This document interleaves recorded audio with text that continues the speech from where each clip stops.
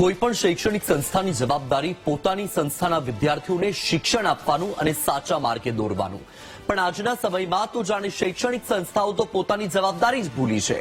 સુરતની Sardar Vallabhbhai national institute of ટેકનોલોજીનું તંત્ર પણ પોતાની જવાબદારી ભૂલ્યું છે અને વિદ્યાર્થીઓને ગેરમાર્ગે દોરે તેવા સ્ટન્ટ શોનું આયોજન કર્યું. સમાજમાં સ્ટન્ટબાજીને કારણે યુવાનોના જીવ જતા હોવા છતાં કોલેજે સ્ટન્ટ શોનું આયોજન કર્યું.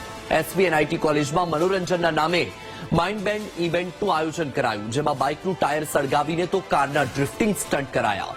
કેમ્પસમાં પ્રોફેસરની હાજરીમાં જોખમી સ્ટન્ટ કરાયા. મહત્વનું છે કે કોલેજે લક્ઝુરિયસ કાર શોની મંજૂરી લીધી હતી, પરંતુ સવાલ એ છે કે વિદ્યાર્થીઓના મનોરંજન માટે આટલા જોખમી સ્ટન્ટ શોનું કેમ આયોજન કરાયું. જો કે પોલીસે પણ આ ઘટનાને લઈને તપાસ શરૂ કરી છે. તો બીજી તરફ આટલા બનાવો બનતા હોવા છતાં કેમ સ્ટન્ટ શોની પરવાનગી આપનાર તંત્રની કામગીરી સામે પણ સવાલ ઉઠ્યા છે.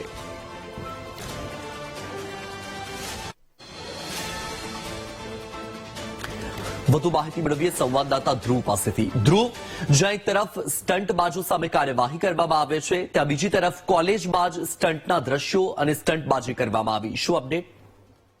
બિલકુલ સાચી વાત છે. સુરતની એસવીએનઆઈટી કોલેજ જે છે તે ફરી એક વખત વિવાદમાં આવી છે, જેમાં એન્ટરટેનમેન્ટના નામે જોખમી સ્ટન્ટ કરાવવામાં આવ્યા છે. જો કે એસવીએનઆઈટી કોલેજના વિદ્યાર્થીઓ એન્ટરટેનમેન્ટ માટે માઇન્ડ બેન્ડ ઇવેન્ટનું આયોજન કર્યું હતું અને તે માટેની પરમિશન પણ લીધી હતી. જો કે ઇવેન્ટના નામે અહીં રીતસરના તમાશા કરતા જોવા મળ્યા હતા.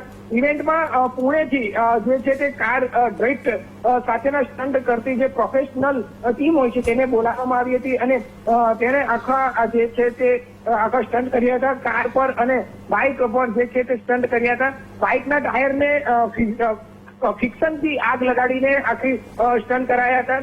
આજે ઇવેન્ટમાં જે છે તે જુદી જુદી લક્ઝુરિયસ કાર શો કરવાની હતી, તે પ્રકારની પરમિશન માંગી હતી, પરંતુ અહીં તો આખા શો સપાટા કરાયા હતા, સીન સપાટા કરાયા હતા અને આખા સ્ટન્ટબાજી કરાઈ હતી.